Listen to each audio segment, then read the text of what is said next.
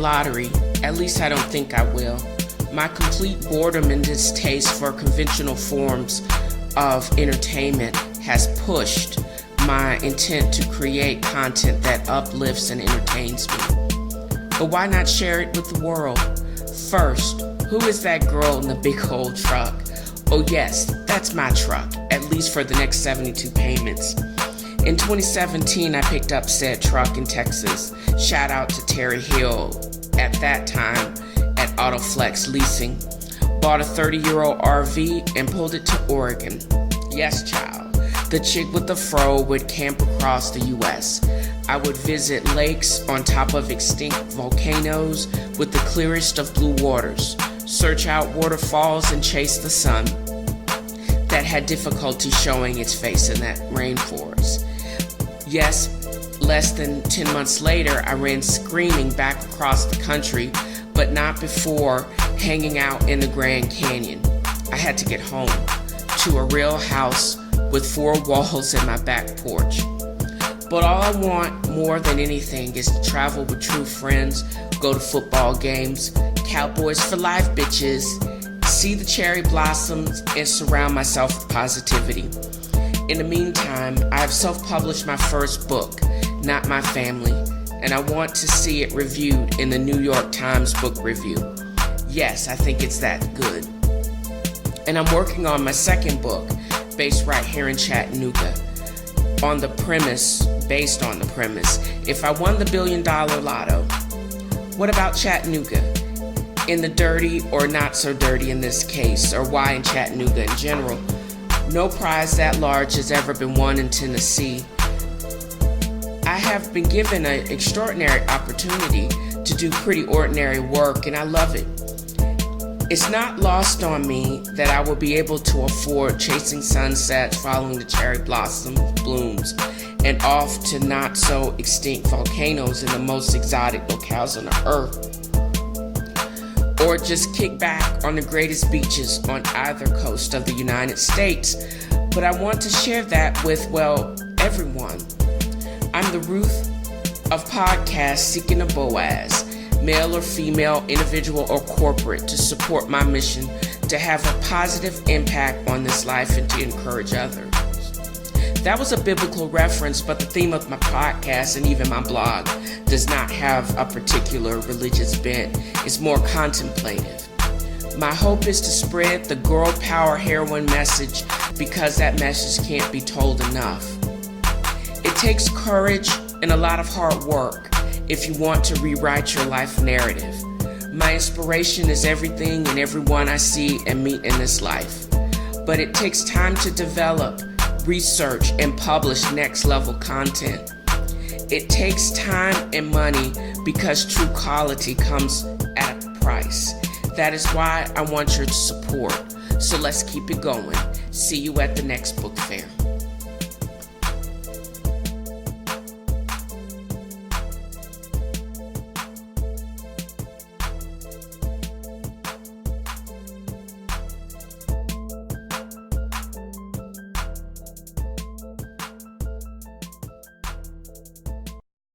Hi, and welcome to another episode of TNFro's Medical Minute. Hi, and I'm your host, Felicia Baxter. In this week's segment, I wish to discuss or start a conversation about stopping the stigmata or the stigma of mental illness. It's okay not to be okay, and what exactly does that mean? I will give out special support for apps that you can actually utilize to get to unpack your stuff. Sometimes you just need more than a poem and a prayer. I'm just sorry. And also real talk, real contact with suicide prevention and other meaningful ways that technology can actually be of assistance to mankind. We'll talk about news and insurance, as well as Hannah's Homeopathic Corner. I'll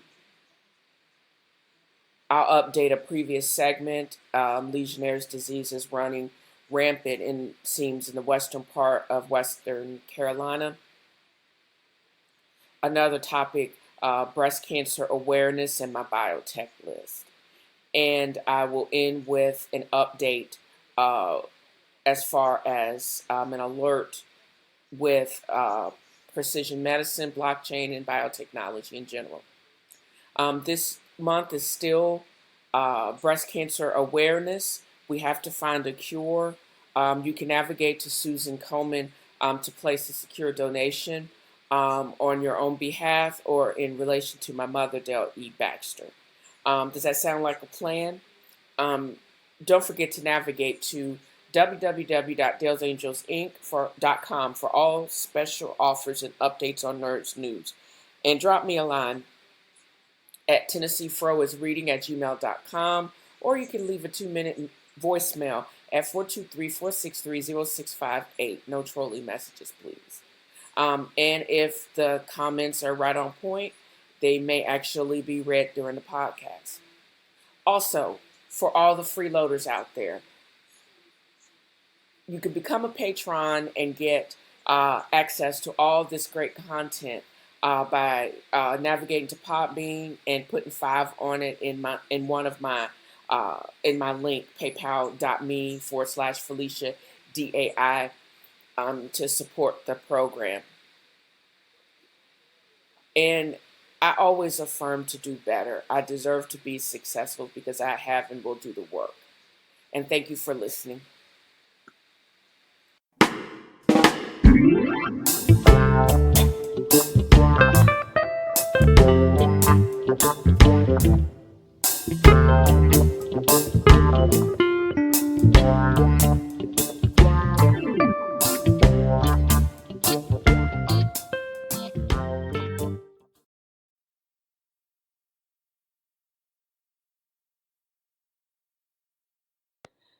Welcome back to the episode.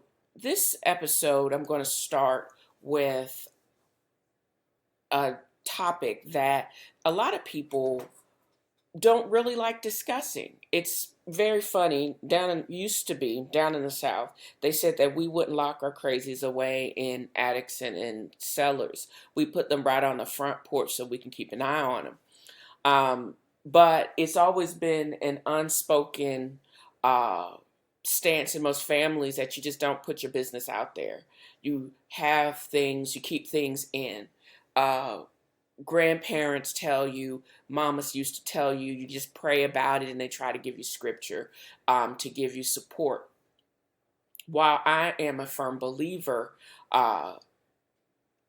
in affirmation, that's why I start out with affirmations, and I read a whole book dedicated to that, helped me to create affirmations, and I end my show on an affirmation. But at the same time, sometimes you just need more than a word. You need professional help from people to help you unpack some things. You're talking about years of untreated anxiety, years of untreated PTSD, years of untreated serious mental illness, whether it be bipolar disorder, schizophrenia, or chronic self-medication with illicit substance because you keep hearing shit in your head. But all of those things, it's okay. And also, it's just a good thing in this fake positive society. It's okay not to be okay. It's okay to feel some days that people are garbage and the world is garbage and the United States is garbage.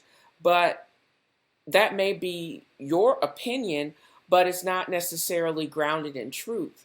I believe that in order to have a productive life, you actually have to put the work in, whether it be through talking it out with someone or through actual medication.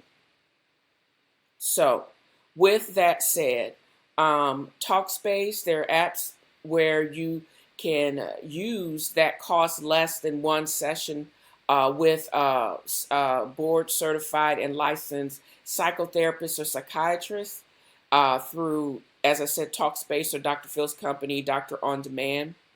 Or you can go through your health plan and look up who is actually covered within your who actually is taking new patients as well as getting coverage. Little known fact: your insurance companies are responsible for finding you the help, especially in behavioral help that you need. So you don't have to walk around out there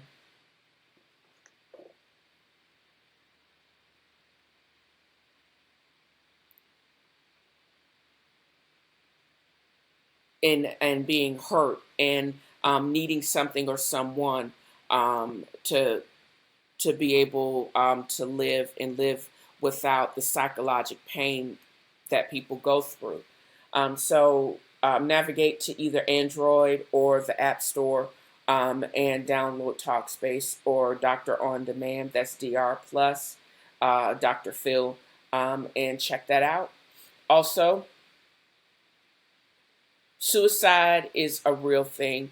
My family's been touched by this a few years ago. Um, just call 1-800-273-8255 where there's someone available 24/7. And that's real. And there was something else that I realized I wanted to investigate. Um, we spend so much time on social media that I thought, if you have, or if you were a provider, did you guys realize that there are bots that cruise social media and could actually be used to identify depression? For example, there is a major depression calculator that was developed by Dr. Perbeck, but the link to that I actually put into the notes for the podcast, and it actually will be a part of the blog post when I'm all finished. But it includes some great things like other scales of disability as well as an anxiety scale. But I was wondering if you could create a bot that could just troll through multiple social media posts to keep an eye on people that are, and identify those people that are having issues. It seems that we were all, unbeknownst to us, subject to this type of trolling in the last election with companies like Cambridge Analytica and another effort by Facebook and Cornell in their infamous emotional contagion study. But I think there can be some helpful things that can actually help society and help also a population of people, not to be used against them. This is also just to be used to reach out to them and help them manage their stress, their anxiety, or their depression. You'd be surprised what people actually post on social media. A lot of people live their lives out loud on social media. So why can't you also use that information positively to actually help someone instead of just using it to line your pocket? This is just me. There are bots that are actually available out there, and it goes for my meaningful usage of technology to help the world or populations. And I think this is a great one, because the higher you score on these calculators, the more help, and probably can actually use AI to identify that help for you. If it's just a simple myriad of symptoms that are just dysphoria, they could probably just suggest, oh yeah, by the way, you could, you may stand another couple of sessions through your talk space. You know what I mean? Or you may want to call someone because, or have someone called for you because you may need inpatient care or some other significant things. I think there is a meaningful use of technology, and it doesn't necessarily have to be used to manipulate people. But then I'm sure there are all these privacy concerns, and I get that. But I think this is one of those things that we need to also talk about how it can be used to better and help people. So stay tuned to that, because hopefully I have some people comment on it, but I think I'm going to have some follow-up pings on that myself. And news and insurance. A federal judge ruled Tuesday that, this was actually earlier this year, in March, I think it's March 7th, that the United Behavioral Health breached its fiduciary duty to patients by using an unreasonable and overly restrictive guidelines to make coverage decisions for tens of thousands of mental health and substance abuse patients.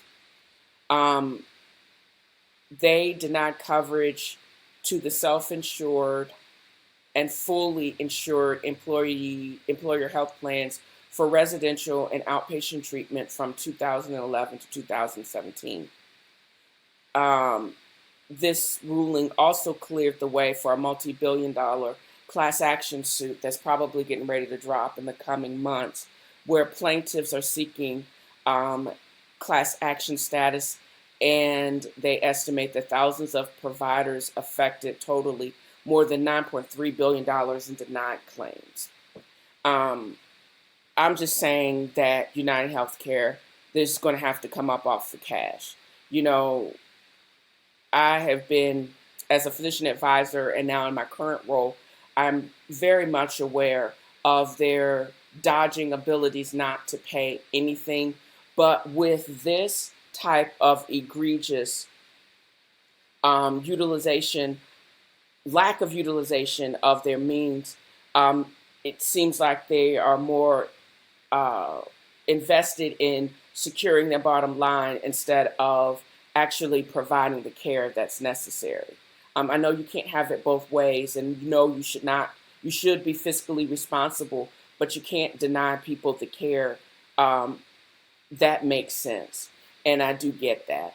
But they're fitting to pay, and pay big. And it is huge, more huge than the money they said they lost on by entering into the Affordable Care Act. This is huge, and this is going to hit them hard.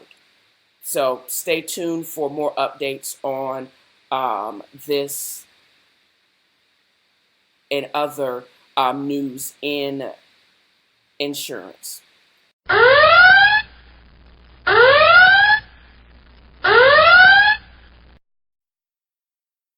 Well, welcome back to the podcast. I learn something new every day, and I have reaffirmations of things every day, and I do talk a lot.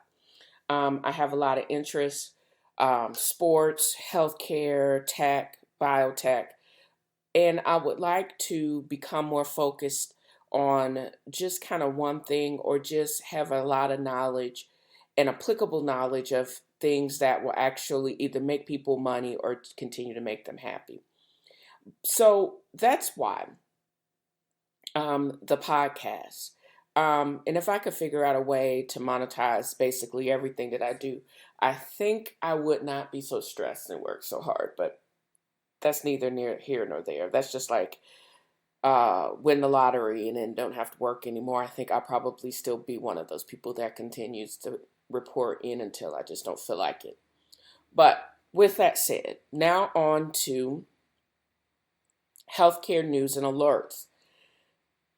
The last couple of days, in one of the many magazines I get alerts from, and I believe this is Healthcare Wire or something similar to that, that announced that as part of their virtual clinic, Amazon Care, which is rolling out to the tech giants' Seattle-based employees, they have recently purchased Health Navigator, which provides online symptom checking, clinical documentation support, and triage tools to route patients to the correct site of care.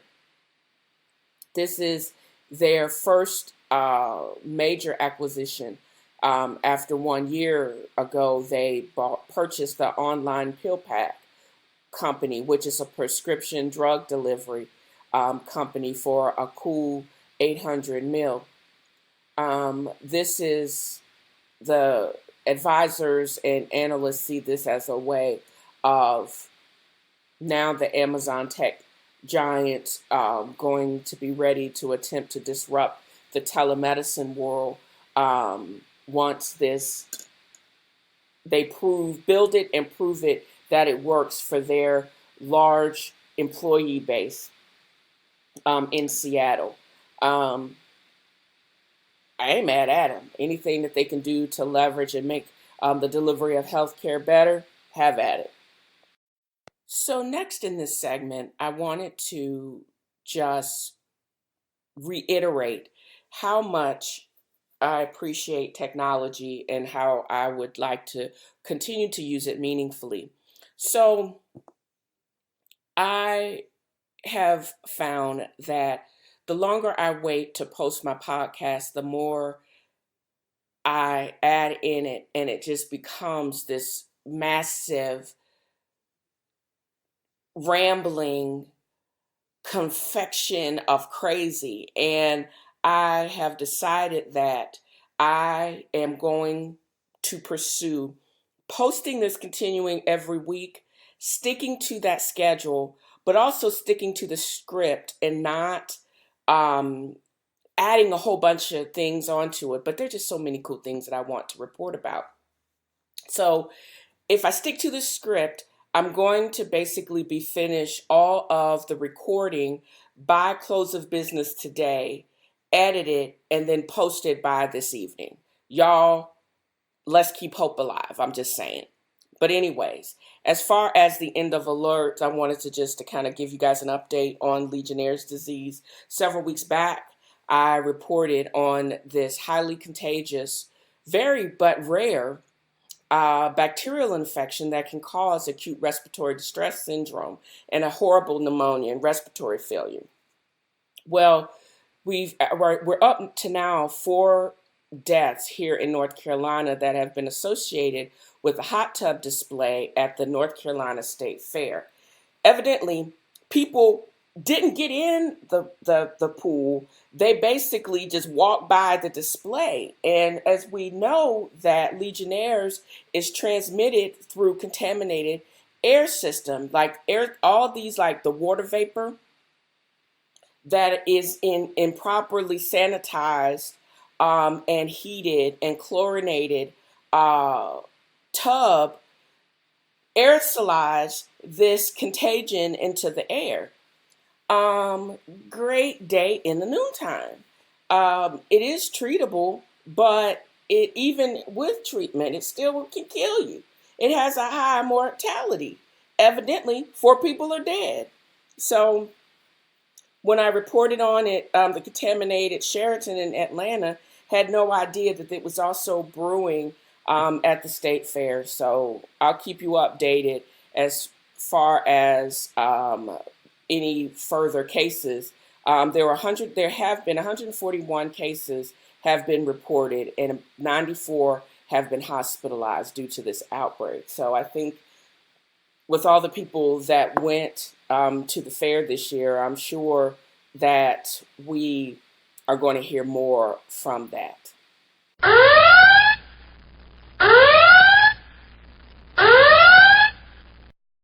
Hello, friends. Are you tired, run down, listless?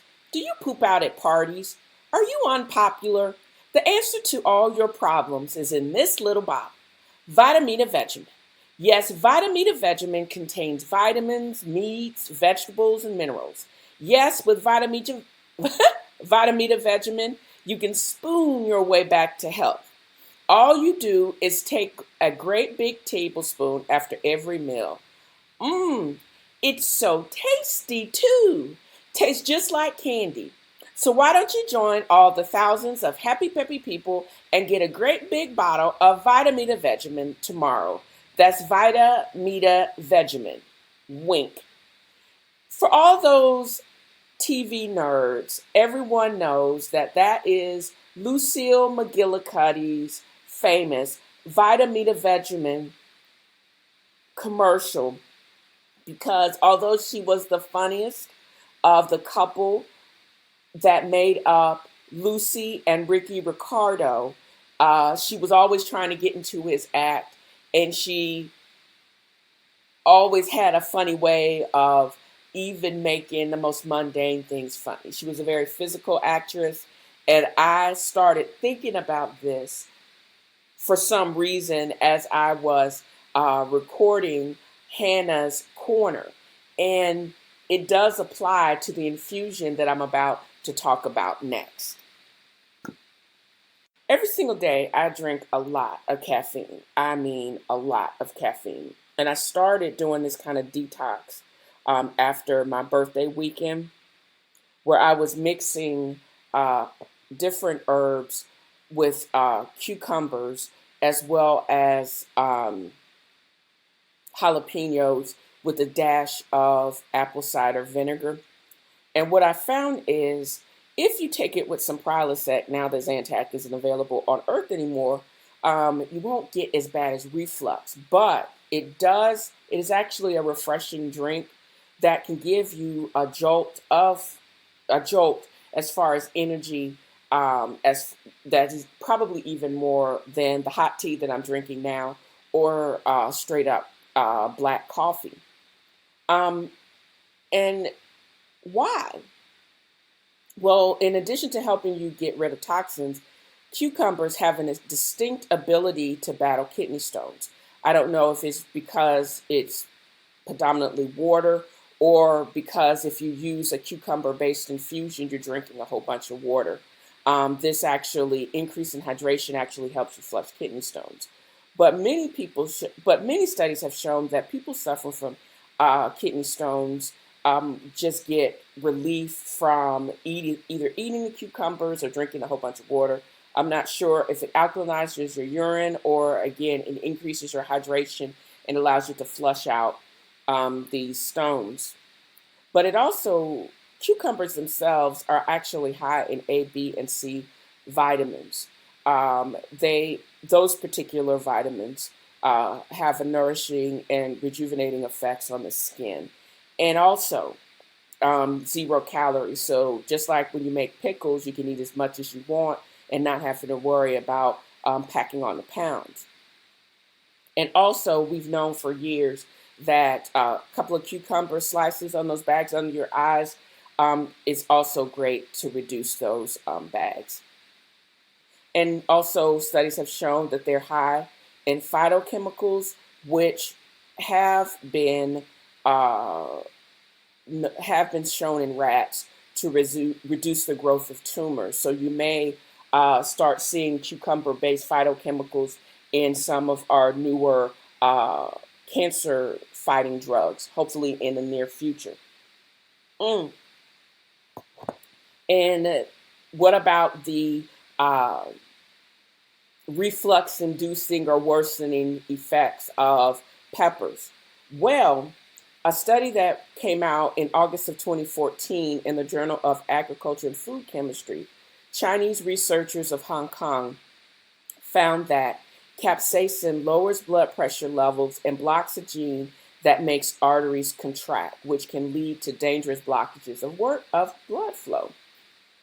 These blockages, we know, and what I see on a daily basis, can cause heart attacks when enough blood doesn't reach the heart, and strokes when enough blood doesn't reach the brain.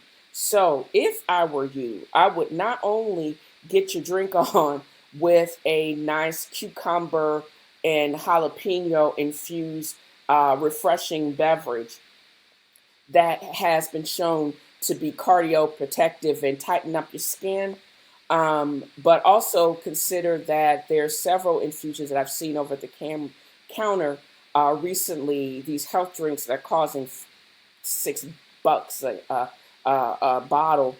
You can actually merge this with, I have a SodaStream link on my website that you can actually make this into a nice fizzy, healthy drink for just cents on the dollar. So bottoms up, y'all. And this is the end of my updates as far as Hannah's homeopathic corner. And I'll be right back after this break. So I started in my show with trying to encourage people to navigate to www.dalesangelsinc to see all the offers. I actually have another side hustle in which I belong to several affiliate programs where I advertise certain products, etc., on my website in exchange for commissions. Well, with the previous segments discussion, the whole VitaMeataVegamin as well as my health tonic, I wanted to basically give a shout out to SodaStream because I'm actually affiliate of SodaStream. SodaStream has an amazing product where it allows you to make cost effective and low in sugar health drinks, which are better for you, and also because it reduces plastic waste or single-use plastic waste, it's also better for the planet. And I actually like that. I like not only meaningful technology helping people, this actual product is better, truly is better for the planet. They have a special offer that's actually now is going on now through Sunday, in which if you purchase things over $100, and I think the most basic SodaStream apparatus is about 120, but you will receive a voucher of $10 towards your next purchase. You'll get the voucher in a separate email once the delivery of your item is actually confirmed. And also, there is a site-wide sale going on that ends at midnight, where it's 15% off site-wide. You just have to enter in the Save 15 product code while you're paying for your item to be able to contribute or to be able to get that special offer. And as I said, I actually think that this is a great product because it truly is better for you, because it is a healthy alternative to sugary drinks. Because just like I said in the last episode, you could actually use this to fizz up your cucumber and jalapeno health tonic. I believe that's about 15 calories in, if that, in a 32-ounce jar. And it also decreases single-use plastic, which is better for the planet. So navigate to dalesangelsinc.com to see what else is available through my affiliation with SodaStream, or go directly to the product site and take advantage of these special offers. And thank you.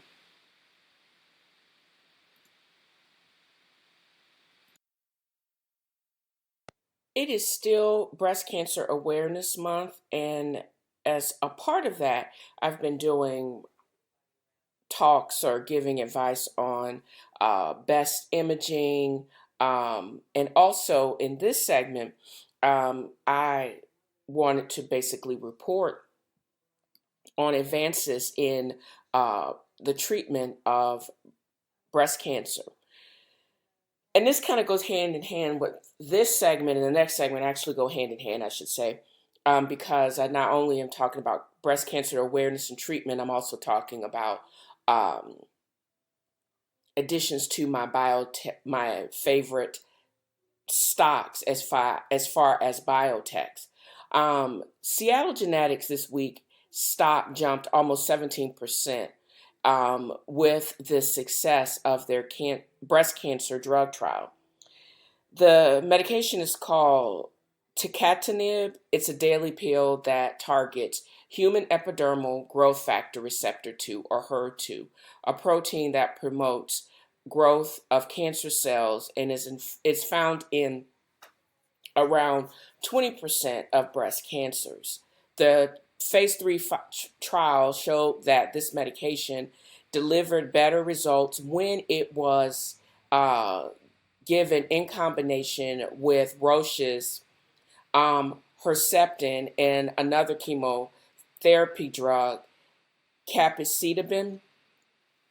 Basically, it sounds like what this is, this particular medication is a immunoglobulin, which is a type of molecule that attaches itself to that receptor. And if the receptor cannot be activated, therefore the tumor can't grow. You back that up with other drugs that probably block other receptors and other synthetic processes. And it's basically a 1-2 punch, like uppercut, right cross to the cancer cells. And what they have shown, which I think is actually very promising, it reduces the risk of cancer advancement by 46%, which makes sense because if the cell can't grow, then the cancer can't advance. And if the cancer can't grow, the cancer can't advance, then the risk of death is also reduced. And that's what they showed with this drug with combination of 34%. That is tremendous news. But I did not see in this report when this drug was actually going to be available outside of cancer protocols and research for the general public. And I'm thinking they're probably doing their safety checks now, but that's actually very, very, very, not concerning, but I dig that a lot. I'll put it that way. And you know when you're actually done something good because the CEO got 110% raise. This to me seems to be, always makes me think, encouraging. That's the word I was looking for. Those results are very encouraging.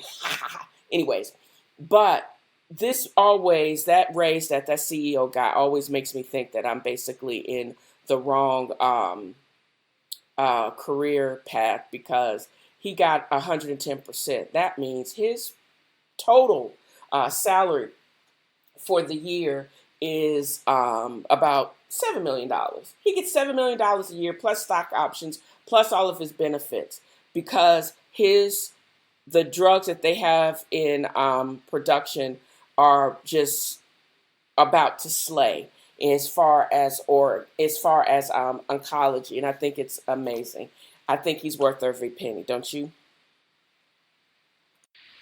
Now with the addition of the Seattle genetics to my cancer list, this particular stock debuted back in 2001 at a whopping $21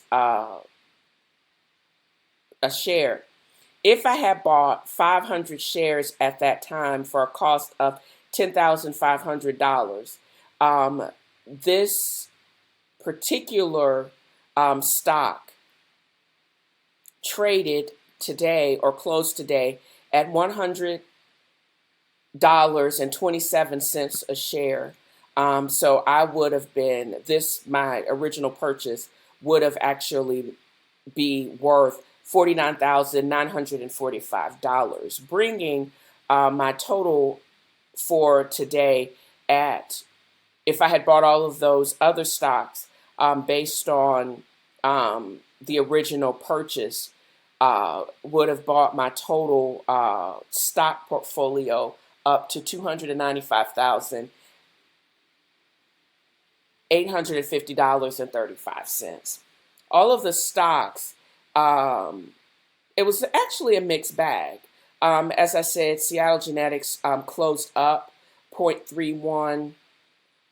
Global X Longevity Thermatic closed up, as well as XHE, which is this S&P's healthcare ETF. ARC Genomic Revolution closed up. iShares NASDAQ Biotechnology ETF closed up, as well as Genomic Health closed up. Veritas lost $1.24. First Trust closed a little bit down. Invesco closed a little bit down, as well as the IXJ closed a little bit down. So all of these stocks, it was a mix. Some closed up, some closed down, but their overall performance has actually done really well. And it just goes to show, and I'm actually going to post the updated biotech list, biotechs in the news list in this week's blog post. I think this will actually be one of the things that'll be helpful to get ideas about which stocks to potentially add to your own portfolio. And one of the things that I also have noticed when I actually was researching for this part of the show, Seattle Genetics and companies like Seattle Genetics, as well as the IBB ETF, the stocks that seem to do well have a very high percentage of institutional support. That means if you can compare Seattle Genetics to the rest of the stocks, the institutional investment is about 105%. That means a larger percent of those stocks are owned by these massive institutions. So small changes actually can make great money is the more shares that you actually hold. And when researching stocks, look for those types of things. And I get that type of information when, as far as when I actually research through TD Ameritrade, my account. I don't have a lot of money or a lot of stocks at this time invested. However, I do have access to a lot of information. And of course, now, as in all things, knowledge is power. But as I said, these are just a list of the stocks that I'm personally following. But certain things that you yourself should actually research is institutional investment, overall changes over time, volatility, return on investment, those types of things. If they also, another thing, like Johnson & Johnson, how many times they do big stock buybacks, because that's evidently that is a sign of health when the company actually believes in its own stock, so it starts snapping up its own shares to actually support the price. So with that said, I'm going to pause for a break for our next segment. And thank you for listening to this so far. Realize over and over again how much I talk. So, anywho, welcome to this last part of the show, meaningful application of technology. And this segment is going to be focusing on blockchain and the meaning of blockchain. I decided on this story towards the end of last week and have been really kind of contemplating it all this week because of the biotechnology slant that the podcast actually has. I also wanted to tighten the verbiage up before I posted it because I am not only going to post it to my blog, but also to another hustle of mine. I am one of the consultants on Advisory Cloud, and I wanted this to be in my voice and in my words, but also to have the structure I think it requires to become taken seriously as a legitimate biotech consultant, because that's what I want to be. I want to be able to translate nerd speak into tech speak, into common speak, so everyone can actually understand it. And I got this jolt, and to make sure that I made the huge fee that just got posted to my credit card worth it. In the grand scheme of things, I think I can actually make up, or I think I will be able to make up the justification for that fee if I can somehow create something that is legible and that will get me minimum of maybe 2 to 3 consultant gigs a month to be able to justify that fee. But we'll wait and see. So I wanted to make, or endeavor, as I said, to make this post as the best as possible, for the appropriateness to post on that platform. But I also have a genuine interest in blockchain. I see the value of its utilization in healthcare, and I wanted to take a minute to explain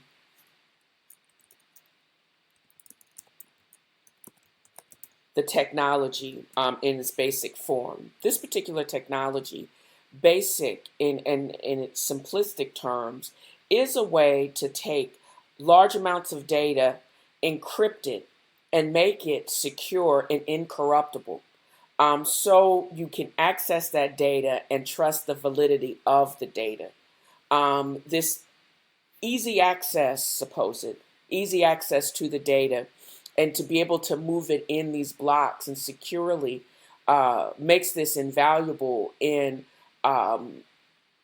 industries like healthcare, because as an industry, we produce great amount of data in various amounts between claims in our labs, MRI, CT scans, and because this is breast health or breast cancer awareness month, even with mammograms interpretation. There is just so many terabytes of data that needs to be accessed that we don't have access to. But if we could organize them into these blockchains to make them secure and easily accessible, we can actually utilize the data in meaningful ways. For example, companies like IBM are building smart platforms just to utilize as far as their contracting. There is companies that utilize, like Vital Health, that utilizes it as far as researching ways to use data that is provided by blockchain to assist in reducing healthcare costs. Because it's in the research realm, it doesn't specifically say where, but as being a physician, I do know that the greatest amount of waste seems to be in a lot of the front office, as far as claims processing, chart creation, and then getting the claims where they need to be.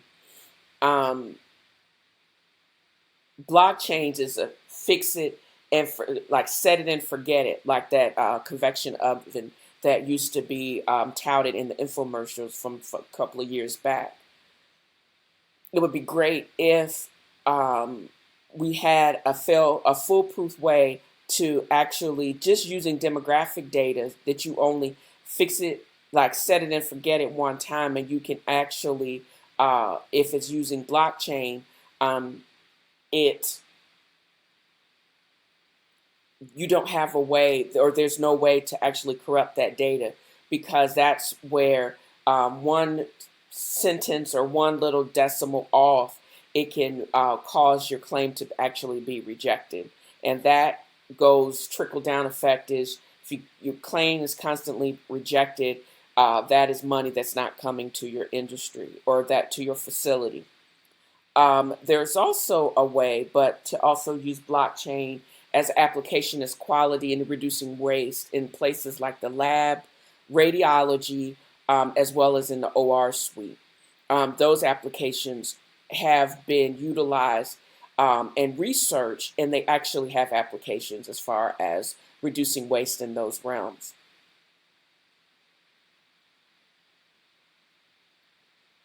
but there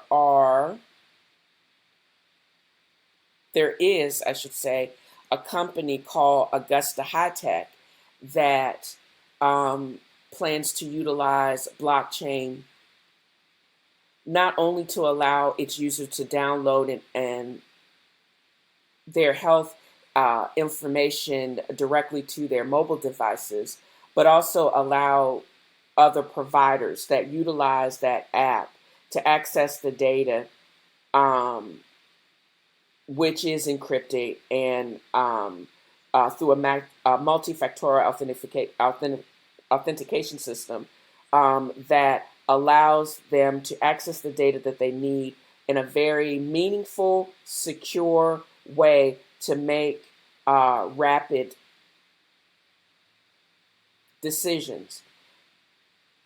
However, I do counter that this, coupled with AI and clinical decision to support, will allow them to prescribe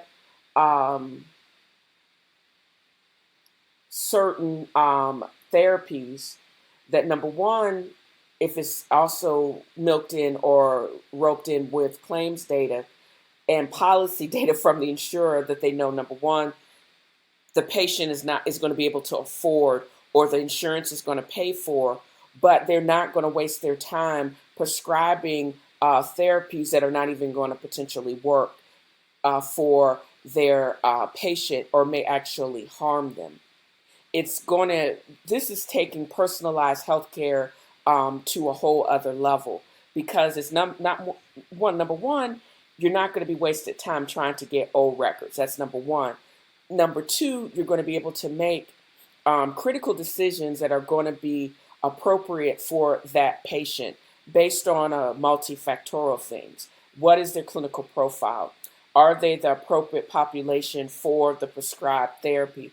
And that is all coming down and accessible right in the palm of your hand, utilizing those types of services that not only give you fast access to data as blockchain can do, but also roping in and marrying those with other technologies, as I stated, clinical decision support and artificial intelligence to allow the different providers to make the best decision for that particular patient.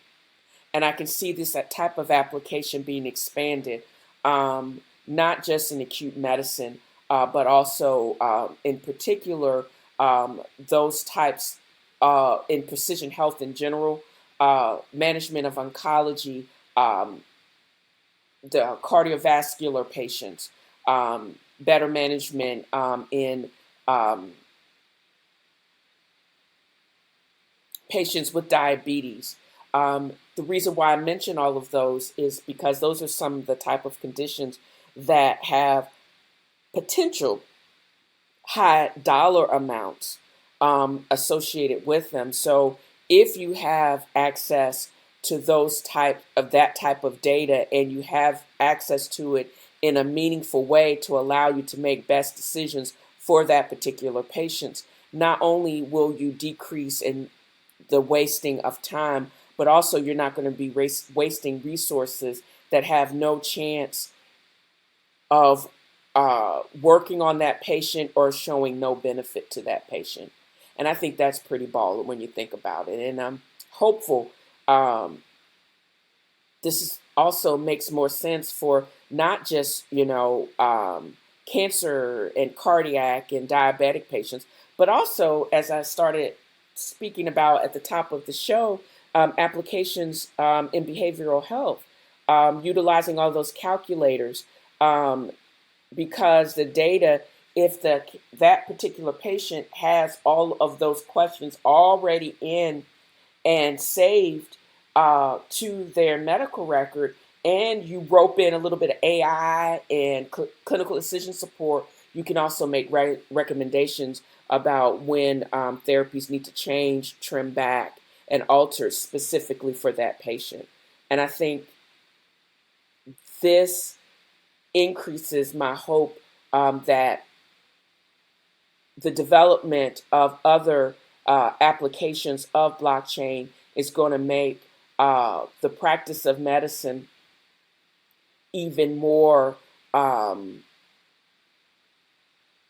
better in the future, as well as just being another use for the meaningful application and practical application of technology in healthcare. And I think blockchain, with usage in combination of other technologies, is going to be where it's at as far as the future of medicine, and I'm pretty excited about it. So this ends this episode of TNFro is Reading. Thank you for joining me and allowing me to talk a hole in your head. But as always, I am very interested in all of the research and real world applications, as I said, of technology that not only going to help us, that will help us solve what ails mankind, but in particular, as far as breast cancer. Please navigate to the Susan G. Komen website to make a donation in memory of my mother, but also in memory of any family member that has been touched by cancer. And navigate to www.dalesangelsinc.com for all the special order offers, as well as updates on nerd news. Drop me a line at TNFroisreading@gmail.com or leave a 2-minute non-trolling message at 423-463-0658. And if I like what you said, I'll probably either read it if it comes in email or play it on the podcast. Stop being a freeloader and become a patron through Podbean to support what you're hearing, or you can just leave a tip at paypal.me/Felicia DAI. And I'm going to end this with my daily affirmation. I'm supposed to do better. I deserve to be successful because I will and have done the work. And also, in the words of Humble the Poet, many of the injuries we suffer mentally are self-inflicted. So we need to really stop being hard on ourselves. I'm responsible for my own happiness. I will create the life that I want. And also, this shit just doesn't get any easier. We just get stronger. So embrace the struggle and just be kind to ourselves and to others. And thank you. This ends this episode. Join me next week for another episode of TNFro's Medical Minute. And I hope you guys have an awesome, awesome day.